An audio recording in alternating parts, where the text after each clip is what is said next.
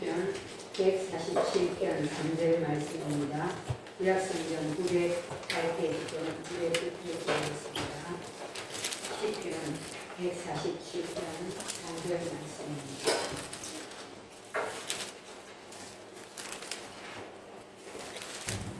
우리 다 같이 한 목소리로 합독하며 하나님 말씀 받겠습니다. 시작. 상심한 자들을 고치시며 그들의 상처를 싸매시는도다. 아멘. 오늘은 시편 147편 3절 이 한 절 말씀을 본문으로 상한 마음을 고치시는 주님이라는 제목으로 말씀을 전하고자 합니다. 우리 각 한 사람 한 사람은 다들 드러내고 싶지 않은 그런 것들이 내 안에 있을 수가 있습니다. 그러는 실패한 과거의 일, 그러는 내 과거의 죄나, 그러는 과거의 부끄러운 기억, 또는 누군가에게 상처를 크게 받았던 일, 그로 인한 아픔, 또는 열등감, 즉 콤플렉스, 그리고 크게 거절을 당했어. 그 거절이 내 안에 상처로 남아있는 일들, 또는 말 못할 여러 가지 고민들. 그래서 이런 여러 가지 일들 때문에 우리 안에 다 감추어두고 묻어두고 드러내고 싶지 않은 그런 일들이 한 사람 한 사람 개인에게 다 있을 수가 있다는 거죠. 말하자면 다 각각 아픔이 있다라고 볼 수가 있습니다. 오늘 우리가 만날 제가 세 사람을 소개해드리겠는데, 이 세 사람은 각각 다 다른 아픔을 갖고 있는 사람들입니다. 이 다른 아픔을 갖고 있는 사람들을 한 분 예수님께서 그들을 각각 만지시고 치유를 해주셨습니다. 고치시기 전에 먼저 예수님은 그들의 상처를 덜추십니다. 이 덜추심은 나는 덮어두고 싶은데, 나는 안에 가두어두고 싶은데, 나는 드러내기 싫은데 예수님은 덜추셔요. 그래서 덜추심은 상표를 주고 부끄러움을 주고 아픔을 주고자 하는 목적이 아니라 뭐 하기 위해서 덜추신다?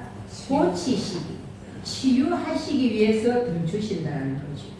예를 들어서 우리가 무슨 일을 하다가 다쳤을 때 피가 막 나면 급하게 응급처치로 붕대를 칭칭 감아가지고 지혈해가지고 병원 갑니다. 그런 병원에서 의사 선생님이 그 다친 곳을 치료하기 위해서는 감았던 응급처치했던 붕대를 풉니다. 풀고 상처를 보고 거기에 맞는 치료책으로 치료해 나갑니다. 그것처럼 우리 예수님은 우리가 꼭꼭 숨겨두고 싶고 꼭꼭 덮어두고 싶고 절대로 드러내고 싶지 않은, 덜추고 싶지 않은 우리 각자에게 있는 그런 아픔, 그런 고통들을 일단 먼저 덜추신다는 거예요. 덜추시고는 뭐한다? 그거를 만지시고 고치시고 치유해 하시는 주님이신 줄로 믿습니다. 자, 지금 오늘 시편 147편은 당시 이스라엘 백성들이 바벨론 포로로 잡혀갔다가 그 후에 많은 고난을 겪은 후에 돌아왔어요. 돌아왔지만 아직 그들에게는 70년의 포로로 인한 뭐가 있었을까요? 마음속에 마음에 상처가 있고 아픔이 있고 그들의 믿음과 그들의 마음은 많이 무너져 있었습니다. 그래서 하나님은 그들의 잃어버린 소망을 다시 찾아주시기 위해 그들을 만지시는, 그래서 상심한 자들을 고치시며 그들의 상처를 싸매시는 하나님. 많은 치유의 회복이 오늘 147편에 있지만 대표적으로는 3절 말씀에 그들의 마음이 무너져 있고 그들이 상심해 있는데 그들의 상심한 마음을 고치고 상처를 싸매시면서 다시 소망을 회복시켜 주시는 내용으로 기록이 되어 있습니다. 자, 그러면 마음의 상처와 영혼까지 돌보신 하나님, 상심한 자, 상심은 마음이 깨지고 낙심했다라는 겁니다. 슬픔과 실패로 무너졌다라는 겁니다. 싸매다라는 것은 상처난 곳을 치유하고 만지시고 보호하시는 모습입니다. 그래서 마음이 얼마든지 깨어지고 낙심하고 슬픔과 실패로 무너져 있어도 그 마음을 다시 만지고 회복시키시고 소망을 주시고 일으키고 치유하시는 분은 우리 하나님 한 분이신 줄로 믿습니다. 네. 자, 제일 먼저 여러분 여러분들에게 소개할 치유받은 사람, 성경에 많은 사람이 있지만 오늘은 세 사람만 초대를 했습니다. 제일 먼저 요한복음 4장에 누가 나올까요? 한 여인이 나옵니다. 예수님께서 갈릴리로 가시다가 사마리아를 통과해야 되겠는데 통과를 하시면서 사마리아에 있는 수가라는 동네에 이르십니다. 그 동네에 수가라는 동네에 가보니까 한 여인이 뭐 하러 나와 있었다? 물길로 나와 있었습니다. 사람들이 더운 시간에 물길로 나와 있었습니다. 사람들의 눈을 피해서 뭔가 아픔이 있고 뭔가 상처가 있는 것을 유추해 볼 수 있습니다. 자, 그런 여인에게 예수님이 다가가십니다. 물을 좀 달라 말씀하십니다. 당시는 유대인과 사마리아 사람이 상종하는 것 자체가 이렇게 공개적으로 드문 거였습니다. 특히 남자가, 유대인 남자가 사마리아 여인에게 말을 거는 것은 참 드문 일이었고 있을 수 없는 일이었습니다. 근데 예수님이 다가가셔가지고 이 여인에게 물을 좀 달라 말씀을 하십니다. 그리고는 예수님께서 이 여인에게 뭐라고 말씀하십니까? 가서 내 남편을 불러오라 말씀하셔요. 자, 그런데 이 여인은 뭐라고 대답합니까? 나는 남편이 없나이다 대답을 해요. 남편을 불러오라 말씀하시는 예수님 앞에 나는 남편이 없나이다. 그러니까 예수님께서 이 여인의 사정을 다 아십니다. 그래, 너에게 남편 5이 있었고 지금 있는 자도 내 남편이 아니니 내 말이 맞다. 그러면 지금 6번째 남자하고 살고 있다는 거예요. 그런데 그도 또한 합법적인 남편이 아니라는 거예요. 자, 그렇다면 이 여인은 사람들에게 드러내고 싶지 않은 게 누구 얘기일까요? 누구 얘기를 제일 안 하고 싶을까요? 남편. 그리고 누군가가 남편에 대해서 물으면 제일 싫을 거예요. 왜? 뭔가 아픔이 있기 때문에. 너 남편 뭐하니? 너 남편 뭐 직장 다니니? 뭐 이렇게 만약에 묻는다면 남편에 대해서 뭐를 묻는다면 남편은 몇 살이니? 우리가 흔히 물었을 때 남편 얘기를 묻는다면 이 여인은 제일 싫고 안에 덮어두고 싶은 거예요. 왜? 우리가 자세한 내용은 몰라요. 그렇지만 과거에 5명의 남편이 있었고 지금 사는 남자도 남편이 아니 내 말이 맞도다 예수님 이렇게 말씀하신 정도라면 6번째 남자하고 살고 있는데 이도 정상적인 남편이 아니라면 이 여인의 인생은 참 희구한 인생이 아니었어요. 행복했을까요? 아팠을까요? 엄청 아픈 마음의 상처도 겪지 않았어요. 예수님 이걸 모르셨습니까? 다 아십니다. 말 안 해도 나는 남편이 없나이다. 맞아. 내가 남편이 5이 있었는데 지금 있는 사람도 내 남편이 아니니 그 말이 맞도다. 이 여인의 사정을 싹 다 아시는 거예요. 말 안 해도 아십니다. 근데 왜 이 여인의 아픈 상처를 건드리면서까지 그거를 물어보실까? 내 남편을 불러라 왜 물어보실까? 가장 하기 싫은 남편 얘기, 가장 상처가 깊은 남편에 대한 이거를 예수님은 딱 건드리시면서 그 얘기를 끄집어내시고 그 얘기를 건드리시고 지적을 하시면서 이 여인을 치유해 가신 줄로 믿습니다. 그래서 우리가 요한복음 4장 이 사마리아 여인, 수가성 여인, 우물가의 이 물길로 온 여인에 대한 얘기를 잘 알기 때문에 구체적인 것들은 내용은 많이 생략을 하고 구체적으로는 얘기를 하지를 않겠습니다. 자, 그런데 이 여인과 대화를 나누다가 우리 예수님께서 이 물은 마셔도 계속 목말라. 또 마시고 시간이 지나면 또 갈증이 있어. 우물물은. 그러면서 예수님 말씀하신다. 내가 주는 물을 마시는 자는 영원히 목마르지 아니하리라. 자, 이 여인의 삶 속에 육신의 목마름은 이 물로 해결했지만 계속 돌이키면 또 지나면 육신의 목은 또 마릅니다. 그럼 그 물을 또 마시면 되지만 이 여인의 속에는 이 여인의 삶에는 해결되지 않는 마음의 목마름이 있다는 거예요. 그래서 예수님께서 내가 주는 물을 마시는 자는 영원히 목마르지 아니하리라. 이 말씀을 한마디 딱 하시니까 자, 이 여인의 귀가 번쩍 보입니다. 그리고는 이 여인이 예수님과의 대화 속에서 이분이 메시아이심을 알게 되는 거예요.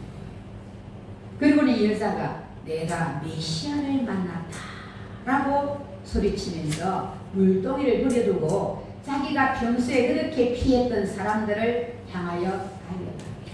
그럼 예수님과의 대화 속에서 이미 그 속에 남편에 대한 그 마음의 상처가 어디있다라는 겁니까? 치유가 있다라는 거예요. 이것 때문에 사람들을 피하고 이것 때문에 사람들 속에서 같이 생활하기 어렵고 그래서 물길로 올 때도 이 더운 지방에 사람들 없을 때 물길로 오고 이랬던 여인이 물동이를 부려두고 사람들에게로 마을로 달려갔다라는 것은 이미 예수님과의 대화 속에서 이분이 메시아이심을 내게 영원히 목마르지 않을 생수를 주시고 계심을 믿고 그리고 예수님을 만남으로 말미암아 그 안에 오래된 상처와 아픔이 치유가 된 줄로 믿습니다. 자, 그래서 예수님은 이 여인의 상처를 치유하시기 위해 먼저 뭐 하셨다? 그 아픈 부분을 건드리신 거예요. 다 아시면서 어떤 상황인지 전지하신 하나님이신 예수님이 다 아시면서 그냥 안수기도 한번 해주시든지 그냥 한번 말씀을 선포해 주시든지 네가 이런 상황인데 내가 기도해 줄게 내가 고쳐줄게 뭐 이렇게 하시든지 전혀 그런 말씀을 하지 않으시고 이 여인의 가장 숨기고 싶은 그 아픔을 건드리시고 드러내신 줄로 믿습니다. 드러내시고는 고치십니다. 자, 그래서 이 여인은 예수님을 만나고 내가 메시아를 만났다. 그리고는 마을로 달려가 메시아를 만난 것을 전합니다. 사람들이 막 몰려옵니다. 인생이 목마르고 마음에 깊은 상처를 안고 살아가던 한 여인을 찾아오신 예수님. 그리고는 그 여인의 가장 아픈 부분 숨기고 싶은 그 부분을 건드리시고 덜추어내시면서 치유해 주신 예수님. 오늘 우리에게도 정말 내면에 내가 절대 드러내고 싶지 않은 나 혼자의 아픔이 있는 묻어두고 싶은 그런 상처가 있는 심령이 있다고 해요. 우리 주님은 얼마든지 그 아픔과 상처를 만지시고 치유해 주시는 능력을 갖고 계시고 그리고 그렇게 해주시는 주님이심을 믿으시기를 바랍니다. 자, 두 번째로는 베드로, 우리가 잘 알고 있는 베드로를 소개하겠습니다. 베드로의 심령의 가장 큰 상처는 뭘까요? 네? 베드로에게 가장 정말 자기 마음속에 예수님을 3번 부인합니다. 이게 계속 상처로 남아서 죄의식을 동반한 상처겠지. 내가 예수님을 3번 부인하다. 이게 계속 상처로 남아있었을 겁니다. 자, 그래서 아마도 베드로는 예수님을 부인한 이거에 대한 상처는 쉽게 가지시지 않았을 거예요. 혼자 꼭 묻어두고 또 이것에 대해서는 거론하기가 좀 힘들었을 겁니다. 누구에게 내가 그랬으라고 말하기 힘들었을 거예요. 자, 주와 함께 죽는데도 같이 가겠습니다. 이렇게 고백했던 사람 베드로. 그런데 죽는 대로 가기는 고사하고 잡히시자 내가 죽을 게 두려워서 예수님을 3번 부인했습니다.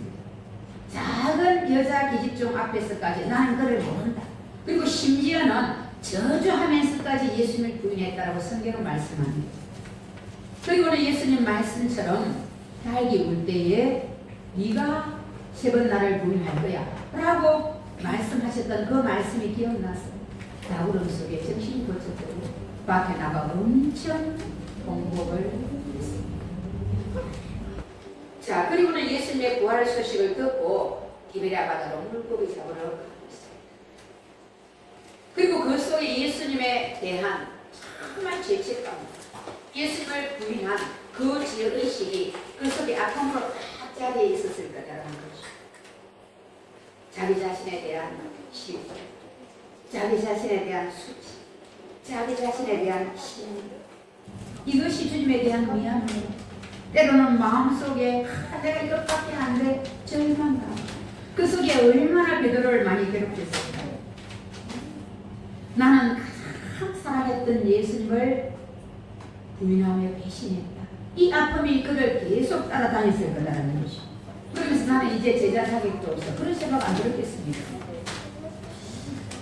참고도 요한복음 21장을 보면 부활하신 예수님이 디베라 바다로 베드로를 찾아오십니다. 그리고 뭐라고 물어보십니까? 내가 나를 사랑한다. 실패한 베드로를 다시 일으켜 지도자로 쓰시기로 예수님은 작정하셨고, 그러기 위해서는 베드로 안에 갇혀있는, 베드로 안에 덮여있는, 베드로가 정말 꺼내기 두려운 그 상처를 치유를 하셔야 했습니다. 베드로는 지금 예수님을 부인하고, 그리고 부인한 이후로도 여전히 예수님을 사랑할까요, 안 할까요? 계속 예수님을 변함없이 사랑하고 있습니다. 근데 본능적으로 두려워서 무서워서 부인은 했지만 그렇다고 사랑 안 한 건 아니에요. 여전히 예수님을 사랑하고 있습니다. 예수님도 그 마음을 잘 알고 계시지. 요한의 아들 시몬, 내가 이 사람들보다 나를 더 사랑한다. 베드로가 뭐라고 말합니까? 예수님 사랑합니다 이렇게 말하기에는 너무너무 자신 속에 예수님을 부인했던 그의 죄의식과 아픔이 그렇게 말씀을 드릴 자신이 없었습니다. 그래서 뭐라고 말합니까? 주님 그러하나이다. 내가 주님을 사랑하는 줄 주님께서 아시나요? 이전에 베드로라면 내가 주님을 사랑합니다 아시지 않습니까? 막 이렇게 당당하게 말할 건데 이미 3번 부인한 그 죄의식 때문에, 그 아픔 때문에 당당하게 말할 자신이 이제 없어졌어요. 주님 그렇습니다. 내가 주님을 사랑하는 줄 주님이 아시지 않습니까? 두 번째로 요한의 아들 시몬아, 내가 나를 사랑하냐? 똑같이 물어보시오. 내가 나를 사랑하냐? 이 질문만 3번을 하시오. 주님 그러하나이다. 내가 주님을 사랑하는 줄 주님께서 아시나이다. 요한의 아들 시몬아, 내가 나를 사랑하냐? 3번을 물어보십니다. 주님 모든 것을 아시오매 내가 주님을 사랑하는 줄을 주님께서 아시나요? 베드로가 예수님을 몇 번 부인했다고요? 3번. 예수님이 내가 나를 사랑하느냐 몇 번 물어보셨다고요? 3번. 그 예수님을 3번 부인한 마음의 죄의식에 대한 아픔과 상처와 정말 죄송스러운 마음, 이 마음이 도무지 그 무엇으로도 베드로는 해결되지 않아서 고민했을 수 있습니다. 물론 성경에 나오지 않지만 충분히 베드로 성격상 우리가 그렇게 유추해 볼 수 있습니다. 그렇게 주님을 사랑했기 때문에, 그렇게 사랑을 받았던 자이기 때문에 얼마나 그것이 그 안에 아픔으로 자리했을지도 우리가 유추를 해볼 수 있습니다. 그런데 3번 부인한 그 마음의 상처와 아픔을 우리 예수님께서는 내가 나를 사랑하느냐 3번 질문하시면서 한 번 물어보실 때 주님 그렇습니다. 내가 주님을 사랑하는 줄 주님이 아시지 않습니까? 부인했던 한 분의 죄의식이 만져집니다. 또 두 번째로 주님 앞에 대답하면서 주님이 아시잖아요. 두 번째 부인했던 아픔과 죄의식과 상처가 만져집니다. 주님 모든 것을 아시지 않습니까? 내 마음도 아시고 주님을 사랑함도 아시고, 그러나 내가 부족하여서, 내가 연약하여서, 내가 두려워서 주님을 부인했던 그 순간도 주님은 아시고, 그리고 그때도 내가 주님을 사랑했다는 것, 지금도 여전히 주님을 사랑하고 있는 것 주님은 아시지 않습니까? 비록 내가 이렇게 약하고 허물지고 부족한 모습이지만 주님을 3번이나 부인했지만 그럼에도 여전히 나는 주님을 사랑하고 있다는 걸 주님은 아시지 않습니까? 주님, 이 고백 앞에서 3번의 예수님을 부인한 그 죄의식의 오랜 상처와 아픔 다 만져지고 해결된 줄로 믿습니다. 주님의 방법이 그렇습니다. 예수님을 부인한 자에게 네가 나를 사랑하느냐, 네가 나를 사랑하면 그럴 수가 있느냐 라고 물으신 게 아니라 사랑하는 줄 아시기 때문에, 그러나 인간의 약함으로 두려워서 그렇게 한 걸 아시기 때문에 내가 나를 사랑하느냐라는 질문을 질문을 하시면서 그 안에 사랑하는 마음을 끄집어내시면서 그 안에 있던 부인한 상처를 만져주셨다라는 말씀입니다. 예수님을 부인한 후에 베드로는 하루가 얼마나 길었을까? 예수님이 부활하시기까지의 그 시간이 얼마나 길었을까? 우리가 볼 때는 짧은 시간이지만 자기는 베드로 자신은 그 시간이 길고 고통스러웠을까?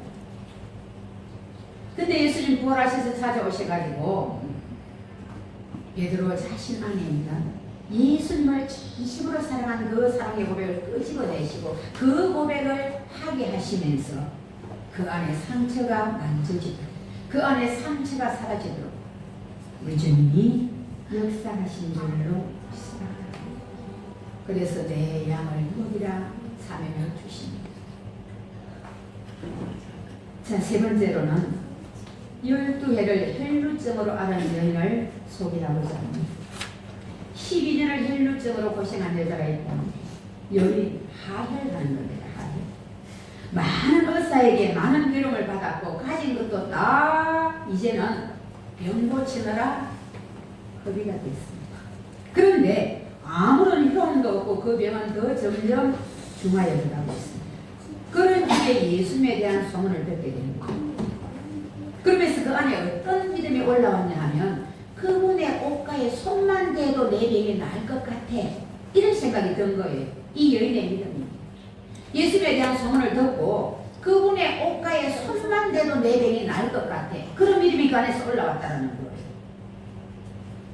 그래서 예수님이 오시자 많은 무리가 모이는데 그 무리 가운데 뛰어가지고 예수님 뒤로 와가지고 예수님 옷에 살짝 손을 뭐 하기 위해서? 자기의 병을 자기 병이 낫기 위해서. 그분이라면 나를 고칠 수 있는데 내가 정말 10대를 혈루증으로 고생했고 의사라는 의사 잘한다는 의사는 다 찾아가 봤고 이제는 내 재산도 내 병 고치는데 다 허비가 되어버렸고 그러면서 병은 차도가 없고 점점 병은 더 중화해서 가는데 예수님에 대한 얘기를 듣고 보니 그분이라면 나를 고칠 수 있어라는 확신이 온 거예요. 심지어 그분 옷가에 손만 대도 나을 것 같아. 그런 믿음이 올라온 거예요. 그래서 많은 무리 중에서 뒤로 가가지고 예수님 옷자락에 손을 댔다라는 거예요. 그랬더니 그의 혈루 근원이 마르고 병이 나은 줄을 그 자신이 깨달았어요. 계속 쉬지 않고 하일이 되는데 딱 그친 거예요. 예수님 옷가에 손을 댄 순간. 그러니 본인은 알아요. 그 자기 자신의 병이 12년을 고생한 이 지긋지긋한 죽음보다 더 고통스러운 이 질병에 나았다는 거예요. 이 여인 본인은 이제 압니다. 근데 사람들은 알까요? 모를까요? 모릅니다. 자, 본인은 압니다.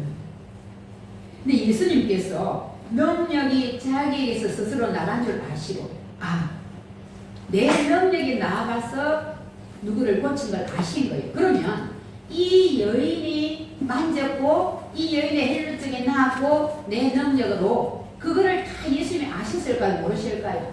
아시죠. 뒤에서 만져도 이 여인에 대해서 다 아시죠. 전지하시는 하나님이십니다. 다 아십니다. 근데 예수님은 누가 내 옷에 손을 댔느냐라고 물어보셔요. 그 여인은 이미 예수님 옷자락에 손을 댐으로 병이 나았습니다. 본인이 깨달았어요. 왜? 혈루 근원이 말라버리니까 그 순간 내 병이 나았구나. 12년을 나를 괴롭히던 그 질병이 이제 나았구나. 본인은 알았습니다. 근데 예수님은 누가 내 옷에 손을 댔느냐 물어보셔요. 몰랐어요? 아십니다. 아시면서 물어보십니다. 제자들이 말합니다. 사람이 이렇게 많아가지고 무리가 이어서다가 미는데 미는 것 때문에 주님이 누가 손을 댔다라고 느낀 겁니다. 사람들이 미는 걸 가지고 누가 내 옷에 손을 댔느냐 물어보십니까? 이렇게 말을 하는 거예요. 예수님은 내게서 능력이 나가 저 여인을 치유했다라는 걸 알고 계시고 제자들은 모릅니다. 사람들이 미는 걸 가지고 누가 내 옷에 손을 댔느냐라고 물어보십니까? 이렇게 말을 해요. 예수님은 다 아시면서 누가 내 옷에 손을 댔느냐 이렇게 물어보십니다. 자, 그랬을 때 여자가 그 앞에 엎드려 두려워하며 떨며 사실대로 가요. 살짝 뒤에 가서 옷자락에 손을 댔기 때문에 그리고 자기 명이 나왔습니다. 그분의 정말 전능하심을 그분이 메시아심을 안 깨달았겠습니다. 그리고는 이제 두려웠습니다. 그래서 예수님 앞에 두려워 떨면서 사실대로 말합니다. 여자가 숨기지 못할 줄 알고 누가 보면은 떨며 나와 엎드려 그 손댄 이유와 곧 나은 것은 모든 사람 앞에 말하니 라고 이렇게 좀 구체적으로 되어 있습니다. 마가복음보다 누가복음이 좀 구체적으로 설명되어 있습니다. 마가복음 5장에는 두려워 떨며 예수님 앞에 나와 사실대로 말했는데 이 누가복음에서는 좀 구체적으로 두려워 떨며 나와 엎드려 그 손댄 이유와 나은 것을 모든 사람 앞에서 말하니 했습니다. 그러자 예수님께서 뭐라 하십니까? 따라 네 믿음이 너를 구원하였으니 평안히 가라 하시더라. 여러분 당시의 혈루증 걸린 사람만 고통당하는 게 아니고 사람들에게 부정한 병으로 여겨졌습니다. 피를 흘리는 병이니까 아주 부정한 병으로 여겨졌습니다. 그러니까 사람들 속에서 자연스럽게 같이 공동체 생활을 할 수 있습니까? 못합니다.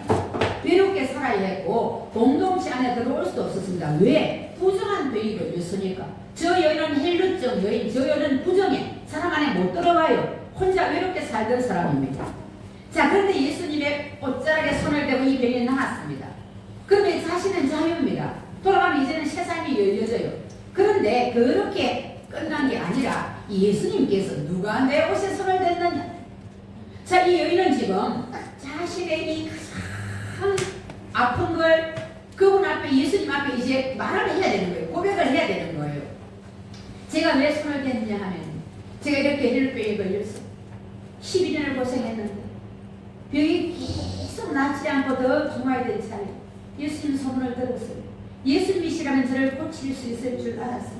예수님 옷자락에 손만 대도 나을 것 같았어요. 그래서 손을 댔습니다. 이렇게 떨면서 두려워하면서 고백을 다 한 거예요. 그래서 옷자락에 손을 댔더니 지금 제 병이 다 나았습니다. 이렇게 고백을 다 했다는 거예요.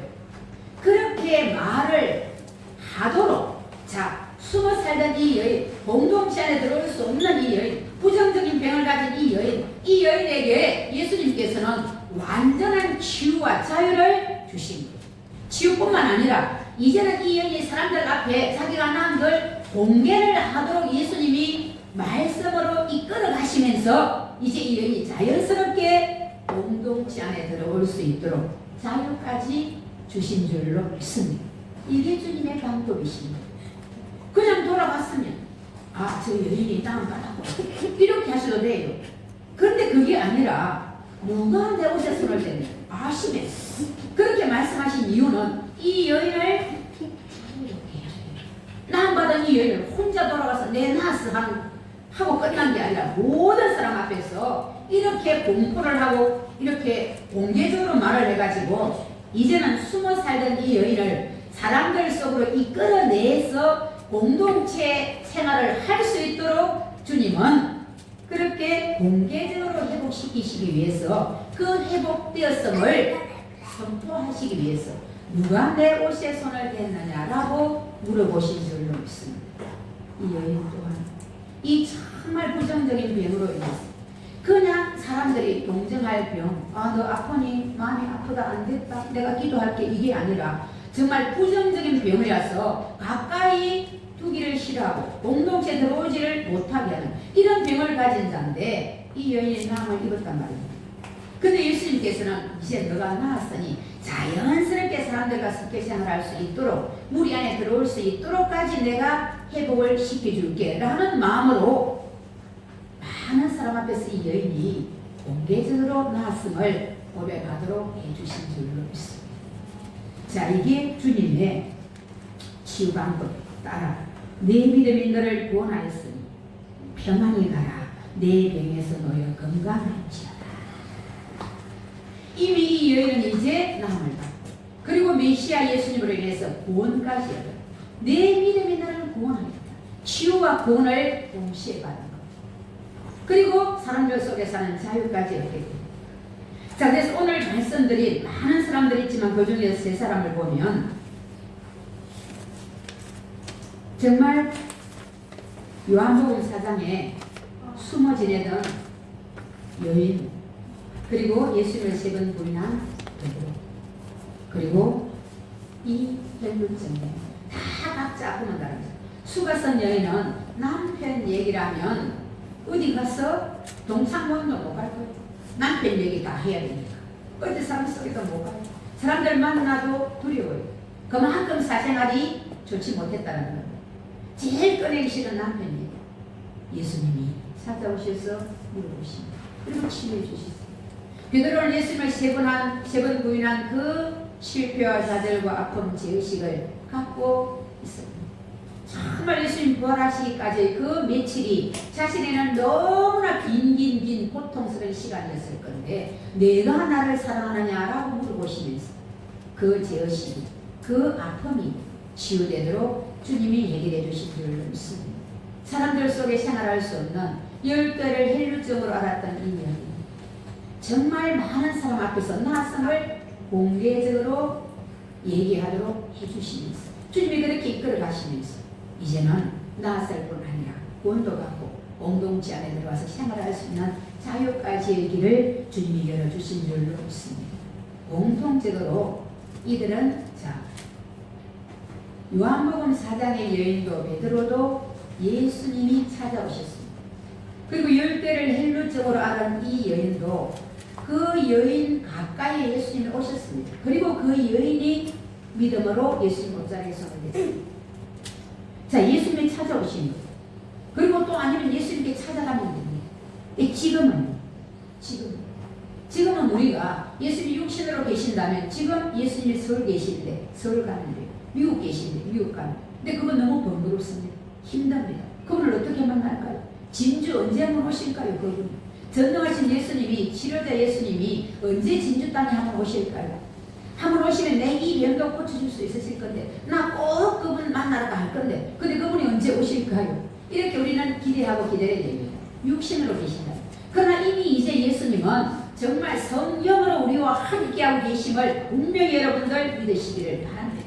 성령으로 함께하고 계시고 그분은 정말 육신이 부활 성장하셔서 하나님 보좌 우편에 계시고 그리고 성령을 보내주셨습니다. 그럼 우리가 그분이 계신 곳으로 찾아가고 그분이 찾아오시기를 기다리고 이럴 필요가 없습니다. 이제 우리가 드러내기 싫고 덜추기 싫은 내 안에 아픔이 있고 상처가 있다라고 해요. 어떤 죄의식이 있거나 어떤 정말 마음 아픈 고통스러운 상처가 있다라고 해도 그것을 다 고치시는 능력을 갖고 계신 주님을 찾아가거나 찾으러 나를 만나러 오시기를 기다릴 게 아니라 이제는 우리는 뭐 하면 될까요? 그분께 내 숨겨진 아픔을 고하면 되는 줄로 믿습니다. 내가 고하면 그분 앞에 올려드립니다. 그분 앞에 올려드리고 그분 앞에 맡기는 것이 기도. 그분 앞에 기도하고 내가 토하고 다 올려드리면 그분은 나의 아픔을 만지시고 나의 아픔을 고치시고 나의 아픔을 없는 것처럼 깨끗하게 치유해 주시는 분이신 줄로 믿습니다. 이미 십자가에 피 흘려 죽으시고 그리고 정말 내 죄와 아픔과 질고를 다 담당하시고 그리고 3일 만에 부활하심으로 이제 성령을 보내주시고 그리고는 그분께 구하는 정말 그분 이름을 구하는 것 그분이 다 지금 만지셔서 그때는 우리를 찾아오셔야 되고 우리가 찾아가야 되지만 지금은 기도하는 정말 우리의 어떤 아픔이 있어도 기도하고 올려드리면 다 한 사람 한 사람 만져주셔서 치료자 예수님이 우리를 오늘도 고치고 계시고 내일도 고치시고 날마다 고치시는 분이신 줄로 믿습니다. 아멘. 그 주님 앞에 내 안에 드러내기 싫은 정말 덮어두고 싶은 감추어두고 싶은 아픔이 있습니다. 상처가 있습니까? 죄의식에 의한 또 고통이 있습니다. 뭐가 내 안에 있을지라도 이제는 그것 때문에 고통스러워할 필요가 없습니다. 그분 앞에 내가 다 고백하고 올려드립니다. 그분은 만지시고 그분은 고치셔서 저 여러분에게 정말 완전한 치유와 회복, 상한 마음을 깨끗이 고치시는 능력으로 역사해 주실 줄로 믿습니다.